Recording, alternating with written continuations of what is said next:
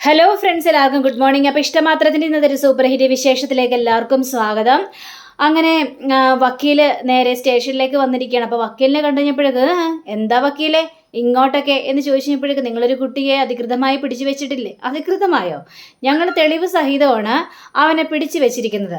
അവനെ ചില ചോദ്യങ്ങളൊക്കെ ഞങ്ങൾക്ക് ചെയ്യാനുണ്ട്. പക്ഷേ നിങ്ങൾക്ക് എന്ത് തെളിവ് സഹിതം? നിങ്ങൾ എന്തിൻ്റെ പേരിലാണ് പിടിച്ചു വെച്ചിരിക്കുന്നത്? ഒരു കുഞ്ഞിൻ്റെ മുഖത്ത് സ്പ്രേ അടിച്ച് കൊല്ലാൻ ശ്രമിച്ചത് ആദ്യമാണെന്നതിന് നിങ്ങൾക്ക് വല്ല തെളിവുണ്ടോ എന്നൊക്കെ ഇങ്ങനെ ഓരോ കാര്യങ്ങളും ചോദിക്കുകയാണ്. പക്ഷേ അവിടെ വേറൊരാളും കൂടി ഉണ്ടായിരുന്നു, മഞ്ജിമ എന്ന് പറഞ്ഞ സ്ത്രീ. അവരെ സംശയിക്കാനായിട്ട് നിങ്ങൾക്ക് എന്തുകൊണ്ട് തോന്നിയില്ല? നിങ്ങൾ ആകാശിൻ്റെ വലം കൈയാണെന്നൊക്കെ വക്കീൽ പറഞ്ഞു കഴിഞ്ഞപ്പോഴേക്കും വക്കീലിൻ്റെയൊക്കെ ചോദ്യമൊക്കെ അങ്ങ് വക്കീൽ ഓഫീസിൽ, ഇത് പോലീസ് സ്റ്റേഷനാ, അതുകൊണ്ട് ഇവിടെ ഒരുപാട് ചോദ്യങ്ങളായിട്ട് എൻ്റെ മുന്നിലേക്ക് വരാൻ നിൽക്കരുത് എന്ന് പറയുമ്പോൾ സാറേ ശരിക്കും വെള്ളം കുടിക്കും സാറേ. പ്രായപൂർത്തിയാകാത്ത ഒരു കുട്ടിയെയാണ് സാറ് ഈ പോലീസ് സ്റ്റേഷനിൽ വെച്ചിരിക്കുന്നത്. അതിൻ്റെ നിയമവും കാര്യങ്ങളൊക്കെ സാറിന് ഞാൻ പഠിപ്പിച്ചു തന്നോ അല്ലെങ്കിൽ സാറിന് അറിയാവോ എന്ന് ചോദിക്കുമ്പോൾ മേഡമായിട്ട് പഠിപ്പിച്ചു തരേണ്ട കാര്യമൊന്നുമില്ല മേഡം, എന്താണ് ഏതാണെന്നൊക്കെ എനിക്ക് നന്നായിട്ട് തന്നെ അറിയാം. അവനെ ഞങ്ങൾക്ക് ചോദ്യം ചെയ്യാനുണ്ടെന്ന് മേഡത്തിനോട് പറഞ്ഞല്ലോ. മേഡമേ നിന്ന് സമയം കളയാതെ ഒന്നെങ്കിൽ പോകാൻ നോക്ക്, അല്ലെങ്കിൽ ഇവിടെ തന്നെ ഇരുന്നോ. ഇവനെ ഇറക്കുന്നത് വരെ സാറ് മേഡം ഇവിടെ തന്നെ ഇരുന്നോന്നേ, എനിക്കതിൽ യാതൊരു പ്രശ്നവുമില്ല.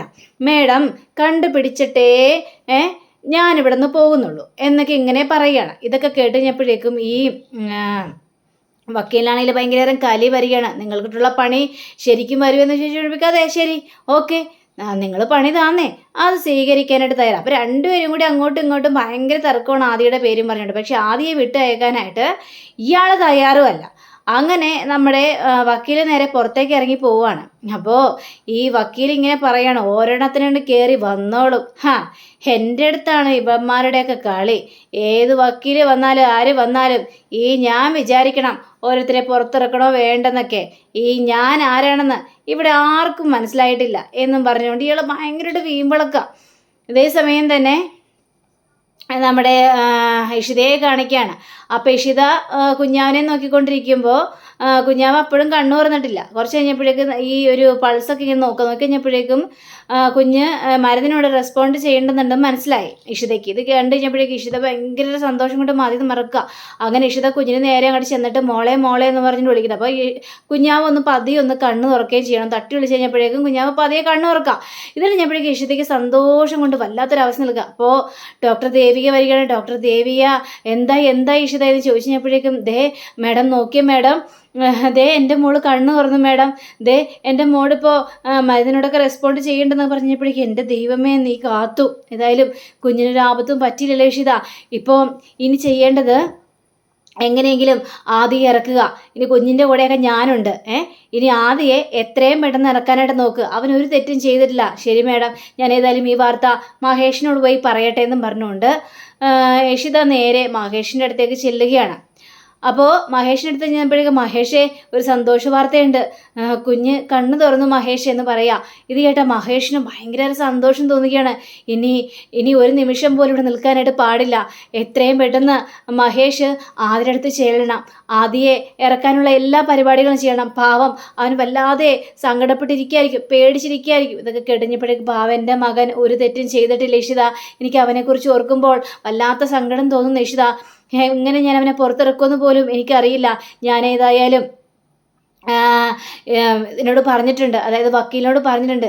ആ വക്കീൽ അവിടെ തന്നെ നിൽക്കുന്നുമുണ്ട്. അവനെ എങ്ങനെയും ഇറക്കാനുള്ള കാര്യങ്ങളെല്ലാം ചെയ്യും. ഏതായാലും കുഞ്ഞാവ് രക്ഷപ്പെട്ടെന്നുള്ളൊരു കാര്യം മഹേഷ് തന്നെ ആദിയോട് ചെന്ന് പറ. അവന് സന്തോഷമാവട്ടെ, അവന് സമാധാനമാവട്ടെ. അപ്പോഴെങ്കിലും അതെങ്കിലും കേട്ട് സന്തോഷത്തിൽ മതി മറക്കുമല്ലോ ആദി.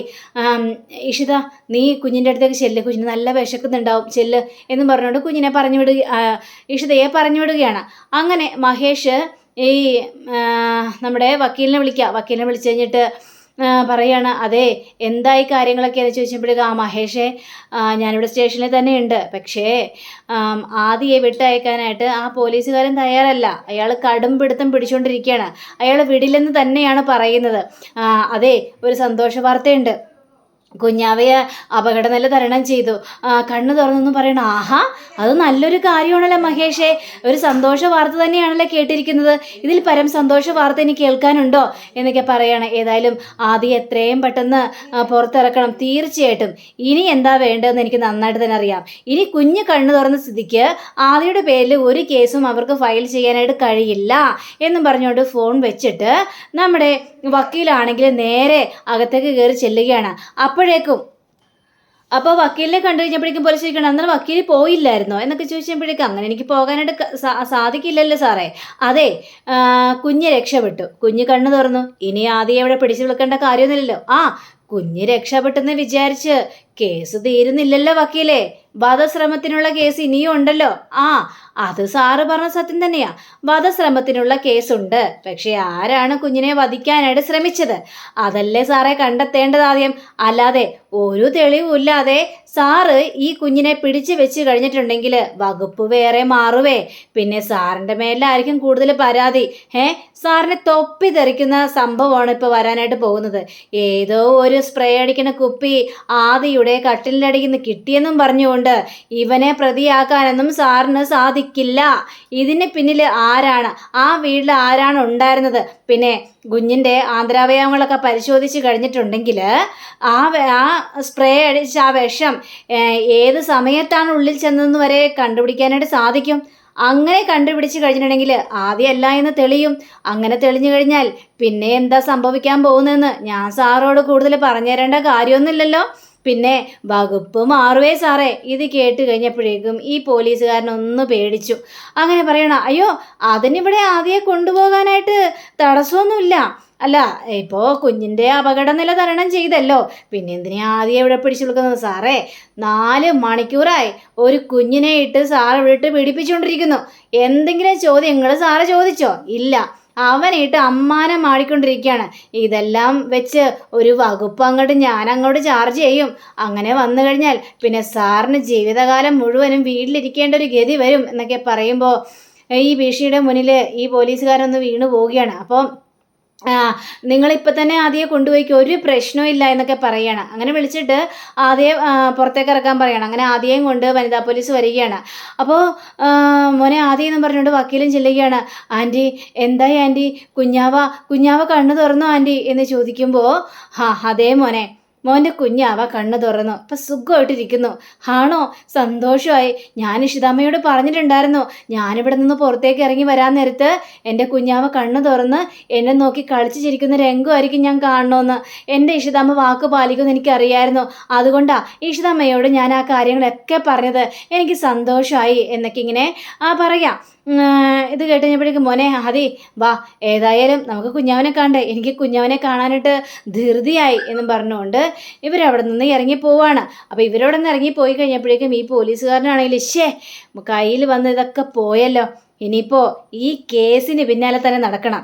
ഇനിയിപ്പോൾ ആരാണ് ഇത് മേടിച്ചതെന്നും ആ മെഡിക്കൽ സ്റ്റോറുകാരനെയൊക്കെ ഇങ്ങോട്ട് കൊണ്ടുവരണം, എന്നാലേ യഥാർത്ഥത്തിൽ കുറ്റവാളി ആരാണെന്ന് കണ്ടെത്താനായിട്ട് സാധിക്കുള്ളെന്നും ഇയാൾ പറയുക.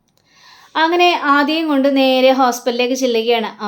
ഹോസ്പിറ്റലിലെത്തിയ ആദ്യം നേരെ കുഞ്ഞാവിൻ്റെ അടുത്തേക്ക് ചെല്ലുക. കുഞ്ഞാവിനെ നോക്കി ഇങ്ങനെ നിൽക്കുക. അപ്പോൾ കുഞ്ഞാവ് കണ്ണ് തുറന്ന് ആദ്യം നോക്കി ചിരിക്കുന്നുണ്ട്, കൈ കാലിട്ട് അനക്കുന്നുമുണ്ട്. ഇത് കണ്ട് ആദിക്ക് ഭയങ്കര സന്തോഷം തോന്നിക്കുകയാണ്.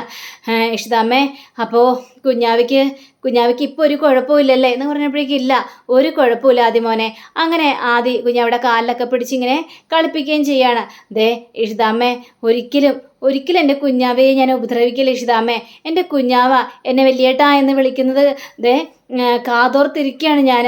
ആ കുഞ്ഞാവയെ ഞാൻ ഉപദ്രവിക്കോ ഇഷിതാമ്മ എന്ന് ചോദിച്ചപ്പോഴേക്കും മോനെ നീ എന്താ ഇങ്ങനെയൊക്കെ പറയുന്നത്? നീ ഒരു തെറ്റും ചെയ്തിട്ടില്ലെന്ന് ഇഷിതാമ്മയ്ക്ക് നന്നായിട്ട് തന്നെ അറിയാൻ പാടില്ലേ? ഇഷിതാമ്മ പാല് കൊടുത്ത് കുഞ്ഞിനെ കൊണ്ട് തൊട്ടിലേക്ക് കിടത്തി ഉറക്കിയിട്ടാണ് താഴത്തേക്ക് ഇറങ്ങി വന്നത്. അപ്പം നീ താഴത്തിരിക്കുന്നുണ്ടായിരുന്നല്ലോ. പിന്നീട് നമ്മൾ പോവുകയും ചെയ്യുകയും ചെയ്തു.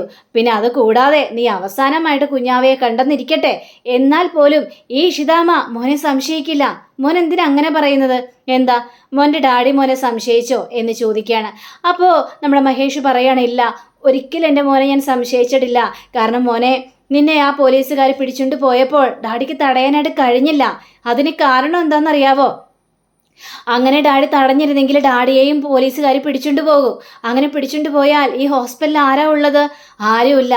അല്ലായിരുന്നെങ്കിൽ ഒരു പക്ഷെ ഇങ്ങനൊരു സംഭവം ഇല്ലായിരുന്നെങ്കിൽ എന്നെ ഇടിച്ച് താഴ്ത്തിയിട്ടിട്ട് മാത്രമേ മോനെ ആ പോലീസുകാരെ നിന്റെ ദേഹത്ത് തൊടാനായിട്ട് ഈ ഡാഡി സമ്മതിക്കുള്ളായിരുന്നു. ഡാഡിക്ക് ഇങ്ങനൊരു നിസ്സഹായാവസ്ഥ സംഭവിച്ചു പോയി.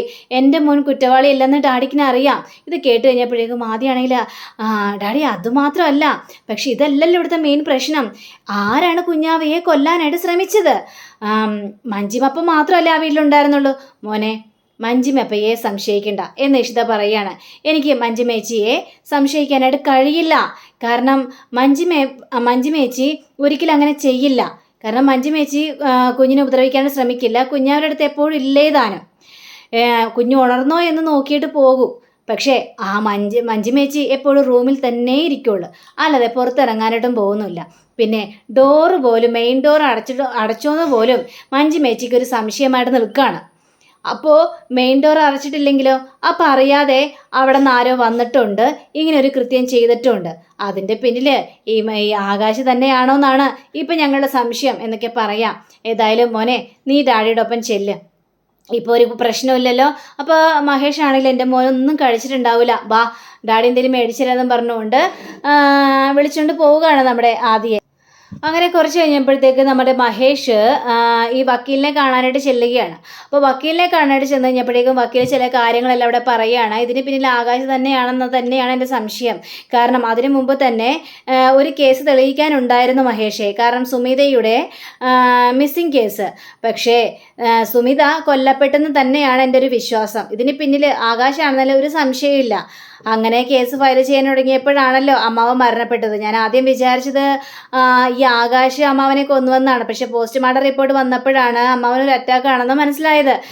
ഇനി എന്ത് ചെയ്യും? ഇനി സുമിതയുടെ കേസ് എങ്ങനെ തെളിയിക്കും? അത് തന്നെയാണ് ഞാൻ ഇപ്പോഴും ആലോചിക്കുന്നത്. അമ്മാവനെ കൊണ്ടൊരു കേസ് ഫയൽ ചെയ്യിപ്പിക്കാനായിരുന്നു എൻ്റെ തീരുമാനം. പക്ഷെ അതിനു മുമ്പ് തന്നെ അമ്മാവൻ ഇങ്ങനൊരു ഇത് സംഭവിച്ചല്ലോ.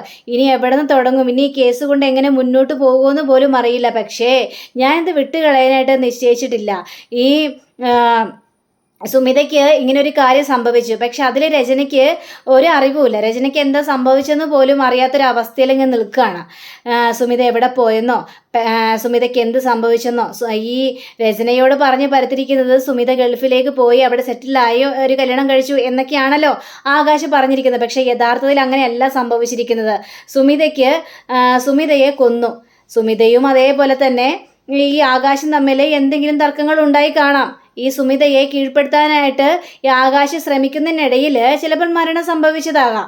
പിന്നെ അതും അല്ലെങ്കിൽ ഈ സുമിതയെ കീഴ്പ്പെടുത്തിയതിന് ശേഷം ശ്വാസം മുട്ടിച്ച് കൊന്ന് എവിടെയെങ്കിലും മറവ് ചെയ്തു ആകാം. അങ്ങനെയും വരാം. പക്ഷേ സുമിത ഒരിക്കലും ഗൾഫിലേക്ക് പോയിട്ടില്ല. അത് ഉറപ്പുള്ള കാര്യം തന്നെയാണ്. ഈ ഒരു കേസ് അന്വേഷണത്തിന് വേണ്ടി നമുക്കൊരാളെ വിളിക്കാനുണ്ട്. പിന്നെ അത് മാത്രമല്ല, സ്റ്റേഷനിലേക്ക് ഒരാൾ വരുന്നുണ്ട് എന്നും പറഞ്ഞുകൊണ്ട് ആ സ്ത്രീയുടെ പേര് പറഞ്ഞു കൊടുക്കുകയാണ്. ഇത് കേട്ടുകഴിഞ്ഞപ്പോഴേക്കും മഹേഷിന് അങ്ങനെയാണെങ്കിൽ അതെൻ്റെ ഇൻറ്റിമേറ്റഡ് ഫ്രണ്ടാണല്ലോ. അതേതായാലും നന്നായി മഹേഷേ. അങ്ങനെ ഒരു കാര്യം നല്ല കാര്യം തന്നെയാണ്. ഇനിയിപ്പോൾ കേസ് അന്വേഷണത്തിന് ഇനിയിപ്പോൾ കൂടുതൽ ഇതൊന്നും വരില്ല. കാരണം മഹേഷിൻ്റെ ഫ്രണ്ട് ആയതുകൊണ്ട് എത്രയും പെട്ടെന്ന് കേസ് അന്വേഷണം ആരംഭിക്കാമെന്ന് പറയുക. അങ്ങനെ കുറച്ച് കഴിഞ്ഞപ്പോഴേക്കും നമ്മുടെ മഹേഷ് ഈ ഒരു വനിതാ പോലീസിനെ വിളിച്ചു കഴിഞ്ഞപ്പോഴേക്കും മഹേഷേ എന്തൊക്കെയുണ്ട് മഹേഷേ, ഞാൻ ഏതായാലും ആ സ്റ്റേഷനിലേക്ക് ചാർജ് എടുക്കുകയാണെന്ന് മഹേഷ് മനസ്സിലാക്കി കാണുമല്ലോ എന്ന് ചോദിച്ചു കഴിഞ്ഞപ്പോഴേക്കും അതെ ഞാൻ മനസ്സിലാക്കി. പക്ഷേ എനിക്ക് നിങ്ങളൊരു സഹായം ചെയ്തു തരാനുണ്ട്. അതായത് സുമിതയുടെ കൊലപാതക കേസ്, സുമിതയുടെ മിസ്സിങ് കേസ്, അതാണിപ്പോൾ കണ്ടെത്തേണ്ടത്. ഇതിന് പിന്നിൽ ആകാശാണോ എന്ന് ഞങ്ങൾക്കൊരു സംശയമുണ്ട്. ശരി, മഹേഷ് ഒരു കാര്യം എന്നോട് പറഞ്ഞല്ലേ, അത് അന്വേഷിക്കാതിരിക്കാനായിട്ട് എനിക്ക് കഴിയില്ലല്ലോ. ആ സുമിതയുടെ ഡീറ്റെയിൽസും കാര്യങ്ങളൊക്കെ എൻ്റെ ഫോണിലേക്കൊന്ന് മെസ്സേജ് അയച്ചേക്ക്, ഞാൻ വേണ്ട വിധത്തിൽ കൈകാര്യം ചെയ്തോളാം എന്ന് പറയാണ്. ശരി എന്നും പറഞ്ഞുകൊണ്ട് അവിടെ ഫോൺ വയ്ക്കുക. അപ്പം അങ്ങനെയും കാണിച്ചുകൊണ്ടാണ് നമ്മുടെ ഇന്നത്തെ റിവ്യൂടെ അവസാനിച്ചിരിക്കുന്നത്. അടുത്ത റിവ്യൂവിനെ കാത്തിരിക്കുക, സബ്സ്ക്രൈബ് ചെയ്യുക. എല്ലാവർക്കും നല്ലൊരു ദിനം ആശംസിച്ചുകൊണ്ട് തന്നെ നമസ്കാരം. Thank you. See again. By.